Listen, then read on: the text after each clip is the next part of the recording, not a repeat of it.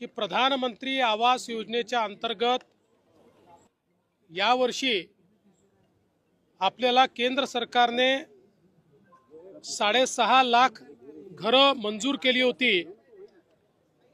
ते टार्गेट वाढवण्यात आलेलं आहे। अतिरिक्त 13 लाख घरं आपल्याला देण्यात आलेली आहेत। एकूण आपण विचार केला तर जवळपास यावर्षी केंद्र सरकारच्या वतीनं महाराष्ट्रातल्या गरिबांकरता, कच्च्या घरात राहणाऱ्यांकरता, बेघरांकरता एका वर्षात 20 लाख घरं देण्याची अनाउन्समेंट आत्ताच केंद्रीय ग्रामविकास मंत्री आदरणीय शिवराज सिंग चौहान साहेबांनी केलेली आहे। महाराष्ट्राला मोदी सरकारने दिलेली ही अत्यंत मोठी भेट आहे आणि देशाच्या इतिहासामध्ये कुठल्याच राज्याला आजपर्यंत एका दिवसात किंवा एका वर्षात इतकी घरं मिळालेली नाहीत। ती 20 लाख घरं आपल्याला मिळालेली आहेत। खरं म्हणजे आपल्या आवास प्लसमध्ये 26 लाख त्या ठिकाणी लोकांचं रजिस्ट्रेशन आहे।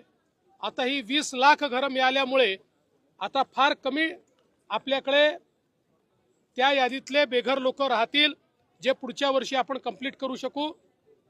त्यासोबत एक अजून महत्त्वाची अनाउन्समेंट त्यांनी केली आहे की पूर्वी सर्वेक्षणामधले जे निकष होते ते निकष देखील आता त्या ठिकाणी डायल्यूट करण्यात आलेले आहेत।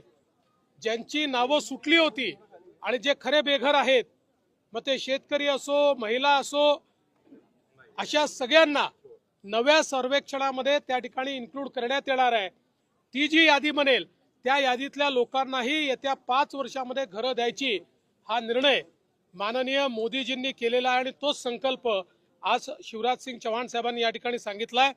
मी महाराष्ट्राच्या वतीनं माननीय देशाचे प्रधानमंत्री मोदीजी आणि केंद्रीय ग्रामविकास मंत्री शिवराज सिंग चौहानजी या दोघांचेही मनापासून आभार मानतो की आज